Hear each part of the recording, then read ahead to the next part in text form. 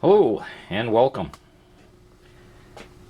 After my last video, people were literally coming out of the woodwork, pun intended, telling me I should document my meager attempt to restore this cabinet. So I'll take you to where I've been so far. It was David Tipton who pushed me over the edge and said, just do it in little bits and bites and sound, excuse me, this dry weather. It snowed last night here, and it's pretty chilly outside. Anyway, said just do it in little bits and bites and put them together as a video.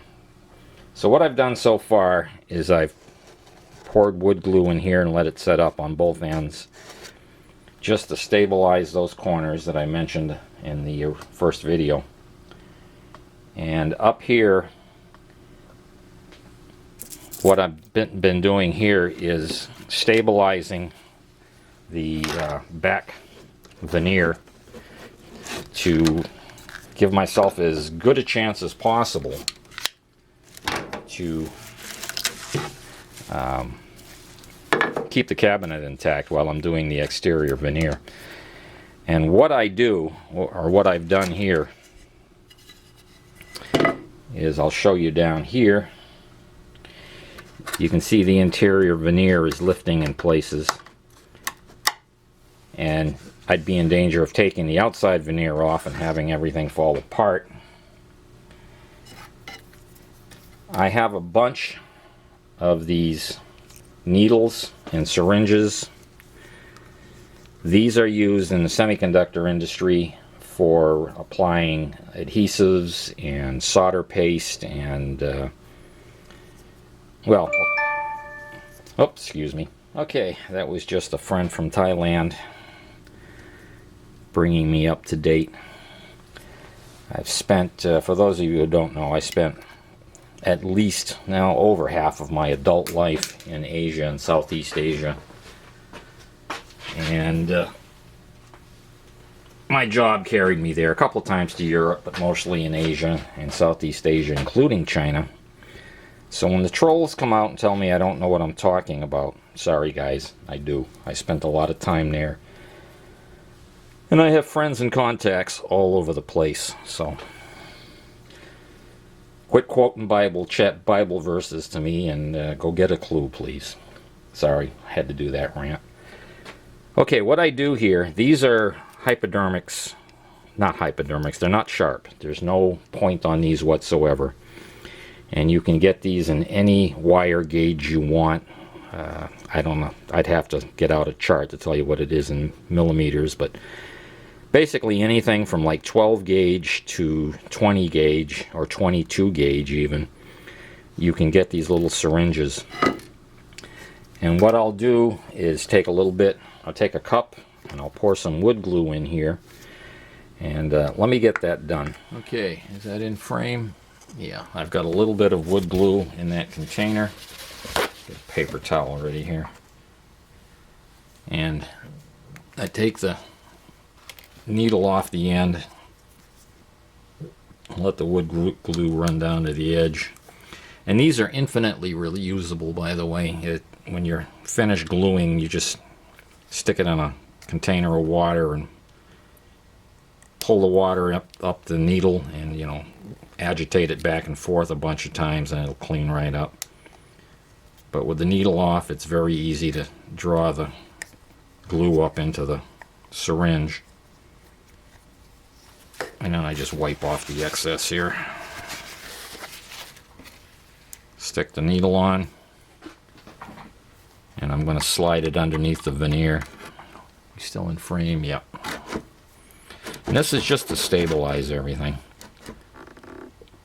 And I'll just inject a bunch of adhesive in here. And I'll do that any place I can lift the veneer.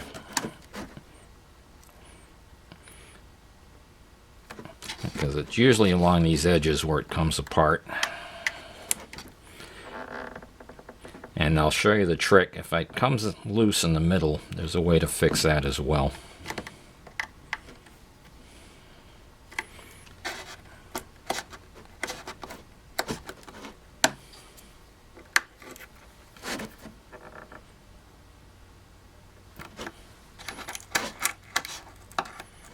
any place I can lift it up. I just inject some glue.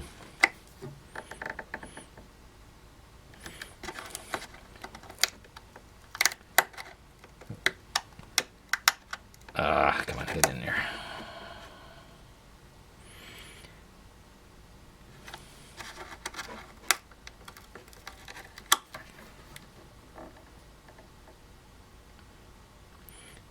And if it squeezes out back at you, that's not a problem. That's actually a good thing. And if it doesn't, I just add some more glue.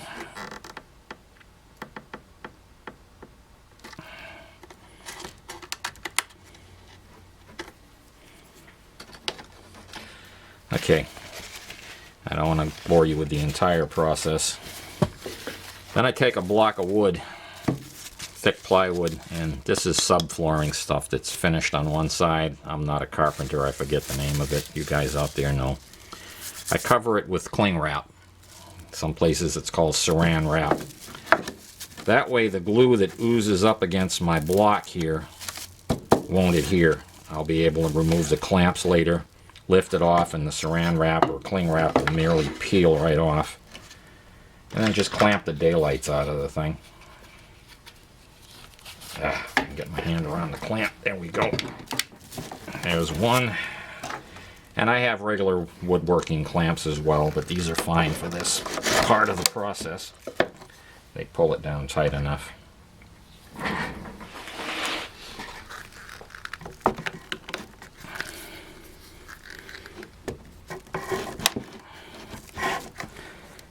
And you can see the glue, you can see the glue oozing out here. And I just let that sit for a few hours, and that side will be stabilized. And I'll do that on the top if I find anything loose. And incidentally, if you have the top of a cabinet and the veneer has bubbled in the middle, but still seems to be intact on the sides, especially on the bigger console sets, it's common for the top or the side, the veneer, to bubble out. I carefully measure how thick the wood is behind the veneer, and you have to be very, very, very careful, and drill into the back side inside the cabinet. You don't want to punch through the veneer, you just want to punch through the layers behind it. And when I do that, I'll usually use a fairly large needle, like a 14 gauge.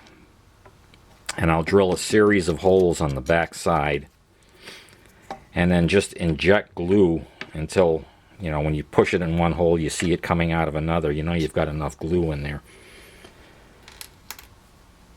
Then the block, you're going to want to use the saran wrap or cling wrap on both sides, but the blocks you use to squeeze it down, you have to make sure you cover the entire area that you're, you know, even though it might be held or stuck down on the sides and you only put glue in the middle, you don't want to use just a small block in the middle, because what will happen is the hydraulic pressure, as you clamp it, it can burst through the veneer.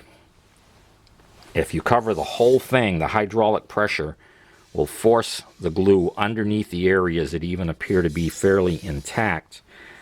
And that whole area, without disturbing the finish or anything, you'll be able to glue that veneer back down. And the same thing applies to the back, of course. You want to block with full coverage on both sides. Cover both of them with the saran wrap so the glue won't stick to it should anything leak through. And just clamp the daylights out of it. And it'll spread that glue underneath the veneer and reattach it. And I've done that successfully on several cabinets over the years. And I've showed that before.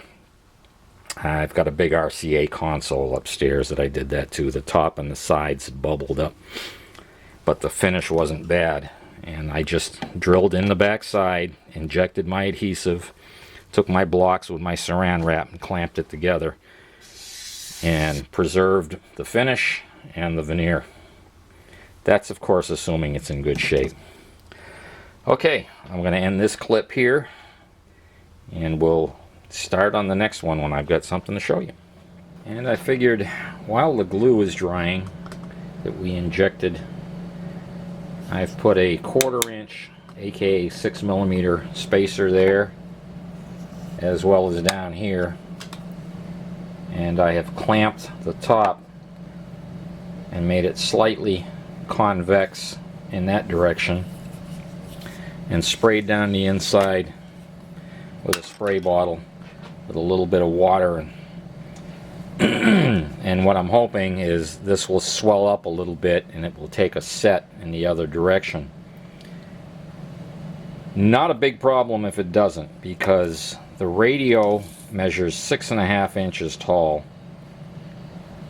which leaves me almost 1 3/8 clearance, so I could put up to 1 inch thick block inside here, glue it to the inside to keep that straight, and I will be putting something in there at any rate just to make sure it doesn't ever come in again. It'll stiffen it right up. So after this sits overnight and dries out, we'll see how straight or crooked it still remains. It's the first time I've dealt with this type of construction with just 2 sheets of veneer and solid wood in the inside. It's a strange cabinet. Excuse me. Most of the time they're made out of normal plywood with, 4 or 5 plies and the veneer applied on top of that. But we'll see if this will take. If not, it's not a problem. Like I say, I have 1 inch, and I can just take something, even a piece of this subflooring, something, and glue it underneath there, clamp it, and it'll hold that straight. It'll never move again. But I figured while the glue is drying, I'd give it a shot. I've also been thinking about how I was going to form the mold for the lens assembly. It's straight on these edges and curved. The mold, I'm going to want it to be a little bit smaller than that so that the rounded edge fits in there and it doesn't stand off. I want the bend or the curve to be far enough in so the lens will drop in. And I was trying to figure out how I was going to do that uniformly. And no, I'm not bleeding. A Sharpie leaked all over me. I found this little bearing that fits right over the end of a Sharpie, and I'll be able to trace the outline onto whatever piece of material I decide to make my mold out of to form the plastic, and I should be able to roll right around there and get a pretty good facsimile of this offset by half the diameter of the bearing, which should allow the rounded edge of the plastic after it's molded to fit down in so the flange will fit or sit flat. That's my plan anyway. You know how it goes with plans. We'll see. Alright, it's been sitting close to 48 hours at this point. Let's take this off and see what we've got.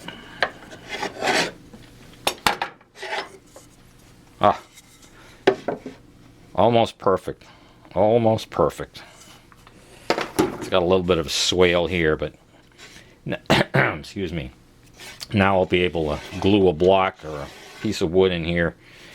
It'll get rid of whatever's left and stiffen it up. I'll probably knock these 2 glue blocks out of the corner and run it all the way to the end.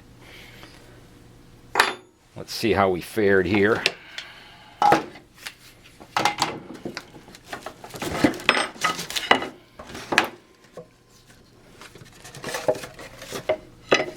That looks good and solid, and that straightened up a lot. That had a very large bow in it, and just clamping it with the glue on this veneer has stiffened it up. So a little progress has been made. I'll get the block glued in here, and we'll proceed to strip off the exterior veneer. I'll take this off and pick up some veneer and see if we can repair the rest of this little baby. Alrighty, I've worked up my courage to pull the veneer off, and we're left with that pile over there. And it's as bad as I thought it was going to be. If I tip this up, we can see that. I'll make it a little higher than that. we can see that this is just a maze of cracks. And again, this is a solid piece of wood. The only thing that's holding this together at this point is it's glued to the grill cloth. It's extremely loose, and of course they're warped like crazy up and down because this one's down, this one's up, this one's down. The edges are also, even though I've stabilized them from the inside, this is all loose wood. And it's the same on the opposite end. My plan at this point is to force as much glue as I can get into the cracks on all of this. Lay some cling wrap on top of it and a flat plate on this side, a flat plate on that side. Clamp this to try to get these to set up as straight as possible. I can't do any sanding on this until it's stabilized because it'll just fall to pieces. When it comes time to put the veneer on here, I don't know how much of this is in frame. This here, this top as well as the bottom, is proud of this surface. Obviously, when they made this thing, the only way they could have formed it was with the veneer on it, and then added the top and bottom. You know, they would sand everything in and add the top and bottom so that everything lined up. I don't have that option. If I try to break this apart, I'll end up with a pile of pieces. It'll be beyond recovery at that point, at least for my skills. So my plan is, once it's stabilized, I'm going to sand all of these edges down flush with this surface and put my veneer completely top to bottom. That way I can trim it to match the edge all the way around. After I've got a finish put on it, I can then mask this off and put this 1/4 inch border on the top and down here on the bottom, and I'll just paint those dark. It looks like it may have been like a chocolate brown or even black. It's hard to say what they painted the edges originally. I'll pick a dark brown probably to just kind of offset the lighter colored veneer. You know, I'll pick something a little bit darker than the color of the veneer, mask it off top and bottom, and I'll just spray that so that we have that edge here and here again. It would be virtually impossible to cut a piece of veneer to fit between these two all the way around and try to wrap it down, because the slightest misalignment and you're hosed. Way beyond any skill set I have to make that work. And we can see the cabinet rocks. It's warped. These two edges are high. We can try to moisten everything like I did with the top and clamp it down in the opposite direction slightly and see if I can take some of that out. I don't think that's very critical. Once the veneer's on there and there's some feet on it, you can't see it when it's sitting in, you know, normal configuration. But there is quite a twist in the cabinet. We'll try to get some of that out. I think we can successfully do that much. At least once the veneer's on, I can moisten the inside and over twist it slightly and let it sit for a couple days. The top came out pretty good. I should be able to get most of that twist out of it. I have a piece of wood. This is a windowsill leftover piece from when I put the windows in years ago. I can do things like windows and build sheds, but this finish work, this finicky stuff, it is not my forte, and I make no bones about it. The top's got some dings and the finish has been pulled off here and there, but I think this will sand down just fine. I can save the veneer on the top. It's solidly attached. So this will just get sanded and refinished. But again, once I stabilize everything, I can't even think of doing any sanding on this. So we'll cut this piece as a stiffener for the inside. I'll glue that in here. I did try to knock the glue blocks out I was going to run that piece of wood the entire length of the interior. However, I've whacked these pretty darn hard. I put a block against them and really nailed them a few times, and they won't move. So again, whatever the top and bottom are glued on with and these glue blocks are held in with, it's not the same glue they used on the veneer, obviously. The veneer, it just pulled right off. I've got one little place here to stabilize where this inner veneer layers come loose, but the rest of it is solidly attached. We're going to take it from there. I'll glue this brace in, clamp this down so this is perfectly straight. Then we'll see about getting the twist out of it. And I know somebody's going to say, well, you should get the twist out first. Perhaps. I'll give that a thought. But right now what I want to do is work as much glue as possible into all of these cracks and get everything stabilized. I want to get it worked into these holes, worked in, well, this side actually doesn't look as bad. This side's been protected. It is cracked here, it is cracked here and here. Once I get it stabilized, then I can sand everything. So that's that step. I've decided to go with trying to take the twist out of it first. I've got an 1/8 inch block here, clamped to the table, twisted in the opposite direction, and I'm just going to mist it down with some water, a little bit on the inside, and we'll hope that everything works out all right. It works very well on the tops. We'll see what it does for this. This may or may not help, but it should help pull it straight, I hope. We shall see what we shall see. Usually doesn't take much. Just moisten it, let it soak into the wood a little bit. Okay. Tomorrow we'll know. Okay, it's about 24 hours later. Let's find out what the results are.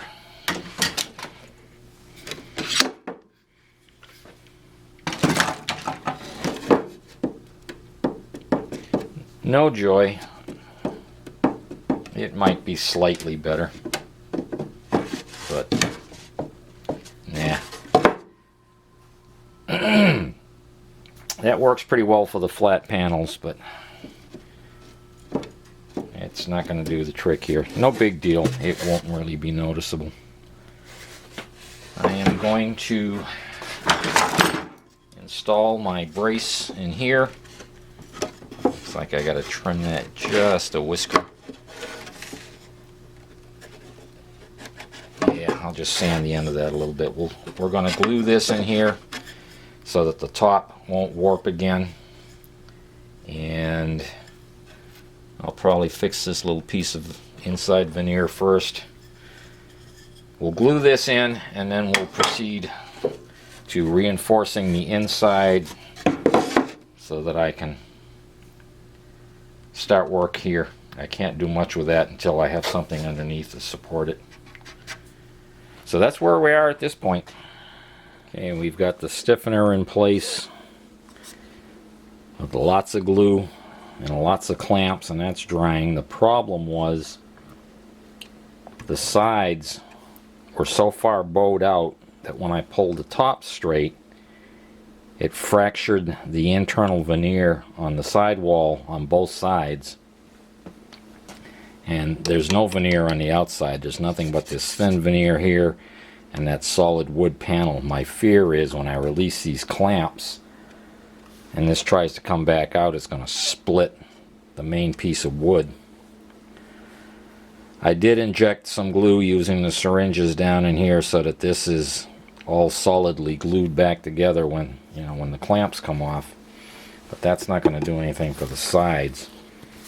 What I'm probably going to do is up in the barn somewhere, I've got some birch plywood I've got plenty of room on the sides because of the curve. Well, let me get you down in there.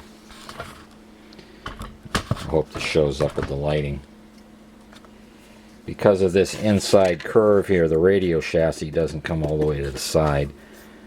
So I think I'll reinforce the interior of this with some modern plywood. I'll just put plenty of wood glue, cut a piece to fit inside both the panel on both sides, and reinforce the sides with some plywood. Won't be visible from the front, and it should go a long ways towards the longevity of this cabinet, trying to keep it, you know, the outside as original as possible.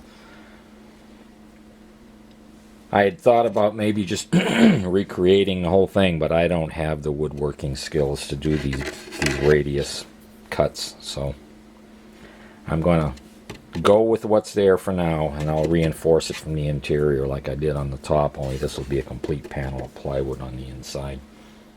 Okay, here's where we stand at this point. We have this stiffener glued in. That dried for 24 hours, and now the top is real straight. And I cut a couple of these, I believe this is birch plywood.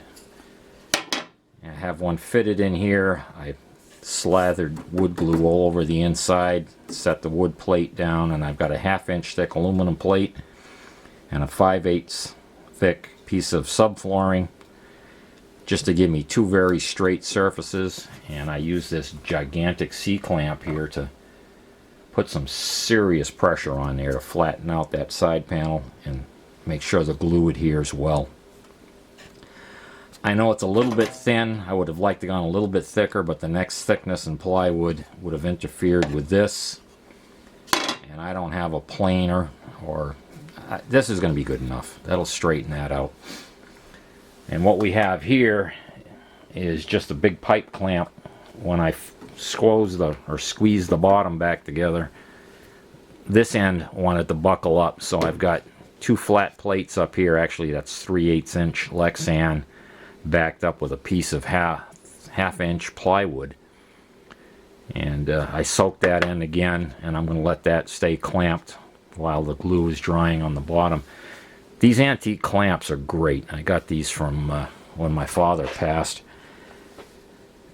You can make these up to any length you want using a piece of black iron water pipe. You just thread the end of it, and this thing threads onto the water pipe.